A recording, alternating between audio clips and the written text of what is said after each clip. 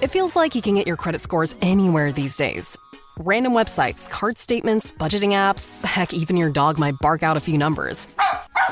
It's true. Credit Karma isn't the only place you can find them. But we actually do more with your scores to help you find your next financial opportunity. Like a more rewarding credit card, a game plan that helps you pay down debt faster, or a personal loan to help you save more on interest payments each month. Cha-ching! The possibilities are kinda endless. Download Intuit Credit Karma today to get started. Manchester's indie rock and roll station, XS Manchester. The XS Manchester Long Player, an iconic album in full with Jim Salveson. XS Manchester. Hello and welcome to the XS Long Player, where I take a classic album and deep dive on it with one of the people who made that album, whose fingerprints are all over it.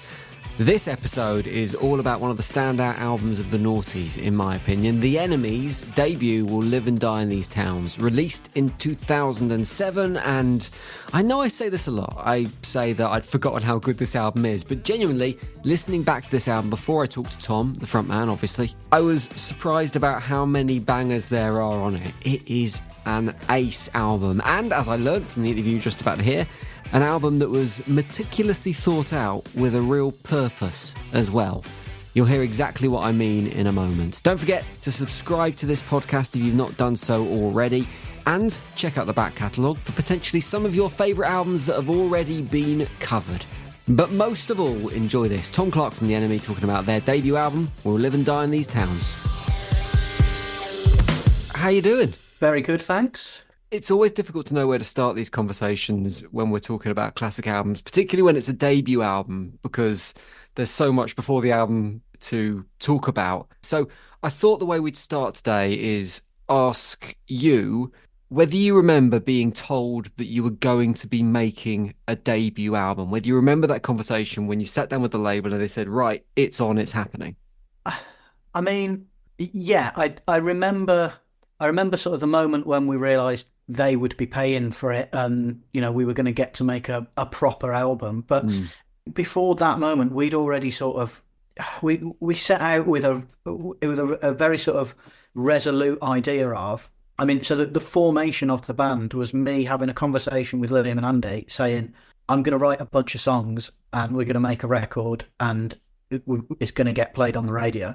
You know, it wasn't sort of me and Liam were already in a band that wasn't that. We were just sort of jamming blues and rock stuff. And I basically had a moment where I said, I don't want to keep working in the shop that I'm working in. I'm going to write 10 or 11 songs. You know, I'm going to try and write songs that are commercially viable so that we've got a record we can sell to a record label. And so it felt to me like the decision of we're going to make an album was taken before we ever met record labels. But I do remember the moment when I realised, oh, okay, this is actually going to happen then. We were in a pub in Coventry called the Hope and Anchor, and I think we played 2 or 3 gigs. I think it was our 3rd gig, and Be Unique, who had just signed the Kaiser Chiefs, had shown up to, I think, the 2nd gig or something, and the head of A&R from Warner Brothers showed up to the 3rd. And I just remember him being stood at the bar saying he really loved Had Enough. And he's just saying, that's a hit, that's a top 10 hit, I promise you. And I realised when he said that, oh, okay, well, then they're going to sign us. It was sort of, I went home that night and thought, wow, right, this is really happening. It's interesting you say that you had this plan, that you'd almost seen what was going to happen and you set out this idea that you were going to make songs and they'd be played on the radio and you'd have a debut album. Because I saw an interview of you and Andy, I think it was recorded in Amsterdam, and it was just after Away From Here had been released, I think, and you're talking about the jobs you'd had. It was barely a year since you'd kind of got together as a band, and you, in that interview, it seems like you can't quite get your head around the speed of everything that was happening. Did it feel like that at the time? Yeah, I mean, to give people an idea of the speed that it happened, because I don't think anyone really understands this. I hear a lot, oh, you have 10 years to write your first record. We wrote that record, well, from the day that we formed the band until the day we signed to Warner Brothers was 3 months. Wow.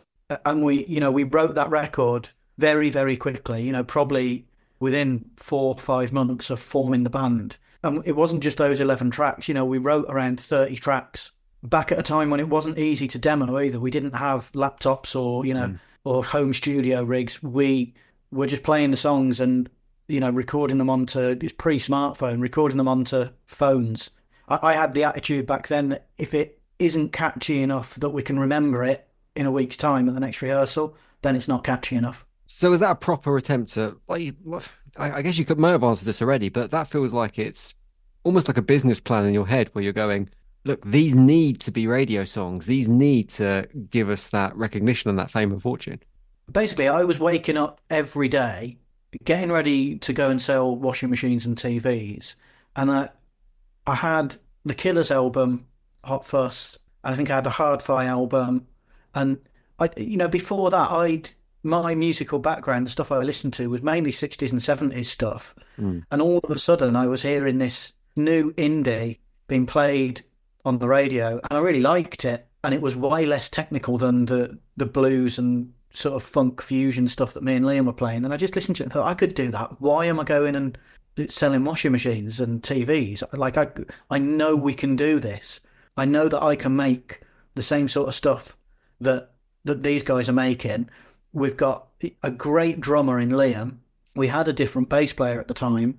I basically had this night where I was the designated driver driving people home from the pub, and I dropped everyone off and for whatever reason got on the M6 and just drove north. And it's the furthest I'd ever been on my own. I'd just got a car. It was a Volvo that I'd bought literally for 50 quid. And I drove north until half the money in my bank account had been spent on fuel, and I had to turn round because I knew that I only had enough money to get home. I think I got to sort of the Scottish borders. There's something about the perspective of that journey that I think comes back in away from here, because I came back and phoned Liam and said, he was getting ready to go to work in the morning, and I phoned him and said, I'm just getting back from Scotland. I drove there last night on a whim. We need to change what we're doing with the band. Wow. Immediately after that, I had this conversation of we need to write pop songs, songs that are catchy, that will get in people's head where they want to sing along. And I basically just reverse engineered what the Killers and Hard-Fi and the Strokes and some other indie bands were doing at the time, and just went, yeah, let's do it. Given you've got that plan in your head, how did it feel? And people might not remember this happening, but before the album came out, there was a leaked version of the album that kind of appeared online, which had some demo versions of the tracks on, some kind of rough and ready version, some demos that didn't make the album as well. How did it feel that kind of big reveal, that big release of the album, had some of its thunder taken away by that? I didn't even know that. That's news to me. Oh, really? Okay. Sorry to break it to you. Yeah. No, I mean, I don't know how I feel about that, but I don't think I was at that time really concerned with a big reveal. All of my energy was just in the strength of the songwriting. Are these songs good enough? What can we do to tweak them? I'd not been part of the music industry at that point, so I didn't understand necessarily how to create hype, and that losing that big reveal might be a bad thing. I just wanted people to hear the songs. I would have probably been up for leaking it, to be honest. Just wanted to get the songs out to people so they could hear them. Well, it obviously didn't impact the album in any way because it went straight in at #1 in the charts. Do you remember what you beat that week in terms of new releases? Do you remember what else was out that you were vying for that top spot with? No, I can't remember. I remember there being some talk of Interpol releasing something around the same time, and me thinking, oh, well, they're good. So Interpol, I'll love to admire. You beat that to #1. That went in at #2. Smashing Pumpkins released Zeitgeist. That went in at #4. Wow. Yeah, I mean, they're seriously good bands. It's an honour to be sort of even up there with them and mentioned alongside them. Sizable opposition. I've read a few interviews with you through the years, since the band split the first time around, where it sounds like you didn't really enjoy the life of being signed to a big label and making the album in the first place. I think you made a comment where you felt that the label world was more bothered about the money than the art. Did you feel that compromise, that kind of conflict, led you to make some musical compromises on the album? On We'll Live and Die in These Towns, no. Because I was so sort of naive to the industry and how fragile a band's position is on a major label, that when I did meet opposition from A&R at Warner's, I just stood up to them and said, no, I think you're wrong.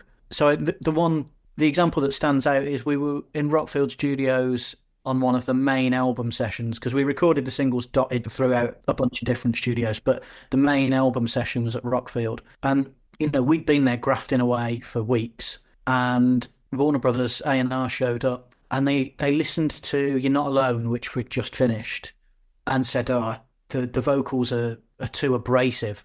You need to, can you sing them nicer? And I remember sort of just instinctively just saying, no, the song is about 3,000 people losing their jobs at a Peugeot factory in Coventry. It should sound abrasive. It is abrasive for them. I'm not going to sweeten it up because you think it would be better. And I didn't even care what their reasons were. It wasn't, I wasn't interested in, but it'll be easier to get it playlisted on radio if I didn't care. I just was totally invested in how do we make the best song? And in that room at that time, I knew I had more of an idea of how to do that than them. Abrasive's a really interesting term of how to describe some of the album, because I think when you listen back to it, it sounds frustrated, it sounds angry. Was that important for you to have a voice about? Because most of it's a frustration of butting up against kind of like the situation you find yourself in and the situation around the country. Was it important to be voicing your opinion and voicing your discomfort with that scenario, I guess? I don't think I really knew that I was doing that, to be honest. I was just writing what came naturally. And that's where a debut album is easier than every subsequent record, because I think most artists don't really think about the content of what you're writing for your debut. You just sort of blurt it out. And I don't remember writing the lyrics to Away From Here. I remember writing Away From Here because we were in Andy's car. We didn't have any instruments. Something was on the radio and it was rubbish. And I remember getting really grumpy and saying, why can no one write a chorus anymore? Just do this. And then sang all of the verse and all of the chorus to Away From Here. And we were on our way to the rehearsal room, and we were also like, okay, let's remember that and play it when we get there. That's pretty good.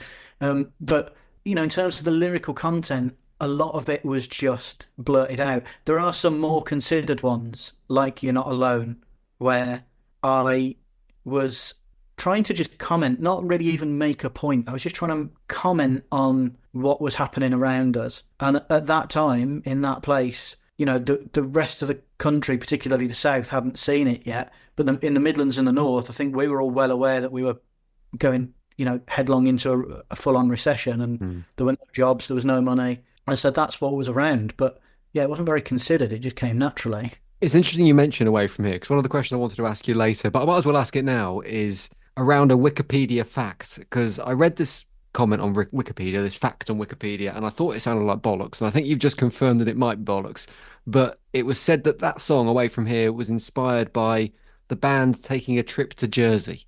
No, I'd never been to Jersey until a year into being in the Enemy when we went and did a gig there. No, it's very nice, but no, it definitely wasn't. We can box that one off then. It was written in a 1.3 litre Fiesta Z-Tech, just off the A46 near Coventry. Colour of the Fiesta? It was red. It faded slightly. It was starting to go pink because it was single stage paint. Straight off the back of this call, and I'm getting on Wikipedia and updating that so it's correct in the future. One of the other things I think comes across in this album is the energy that's in it. And you had this reputation building as a bit of a live band, and a really good live band as well.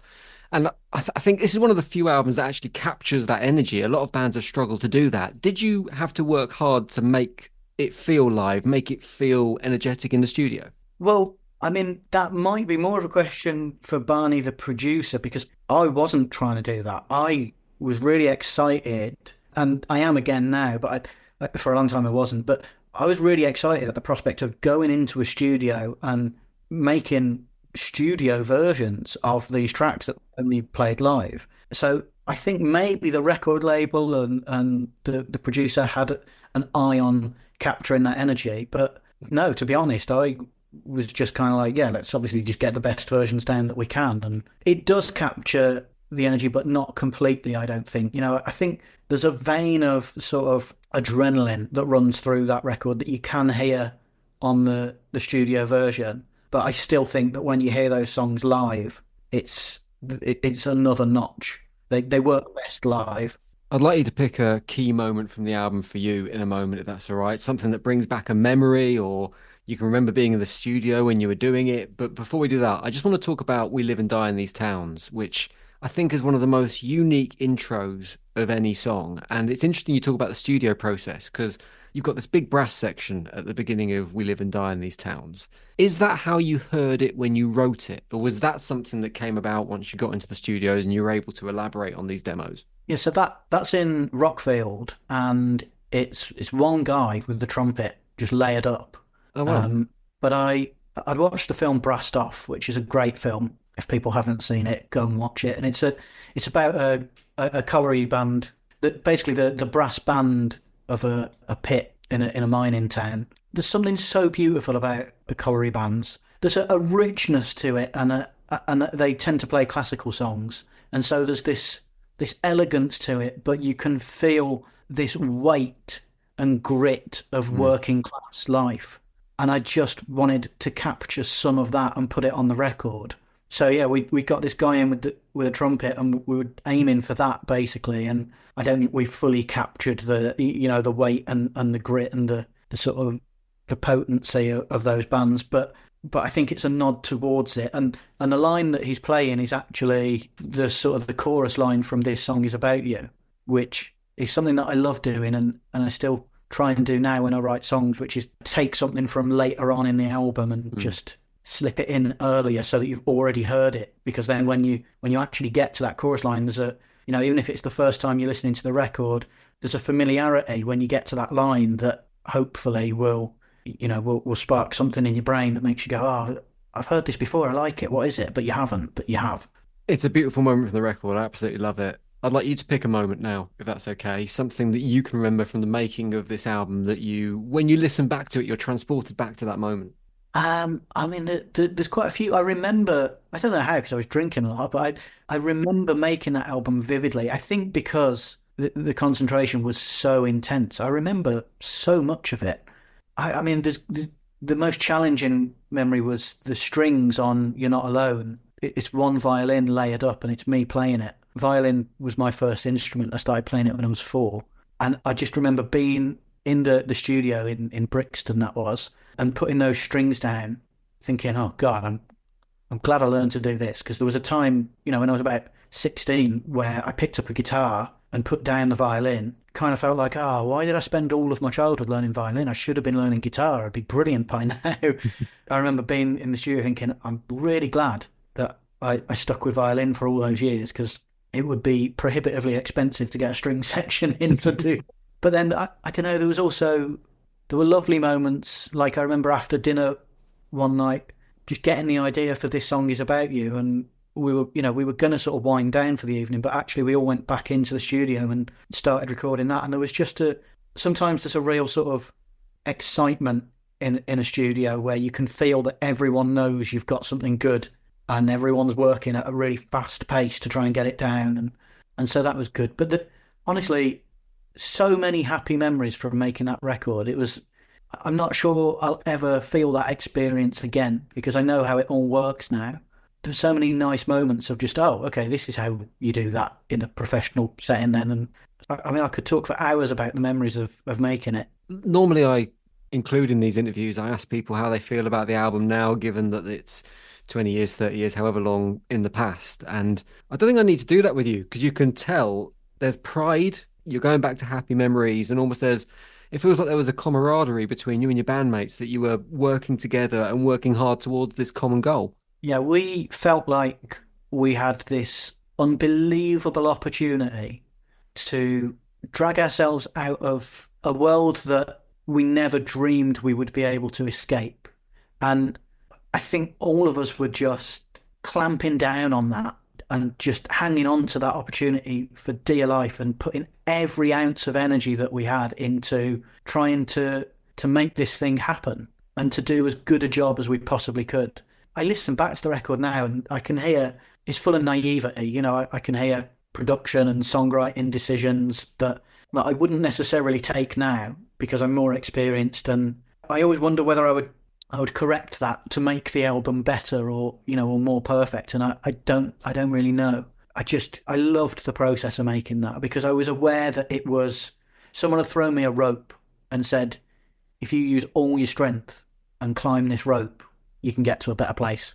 Amazing. So bringing it up to date now, you're back on tour. There's new music in the works. In terms of the tour, it's a triple header with Subways and Holloways. Were they guys that you would have been hanging around with back in the late noughties? Would you have been on tour at some point or playing gigs together previously? Yeah, I think we've all crossed paths in various places. I remember bumping into Subways doing the European festival circuit and the Holloways. I think we crossed paths in Japan.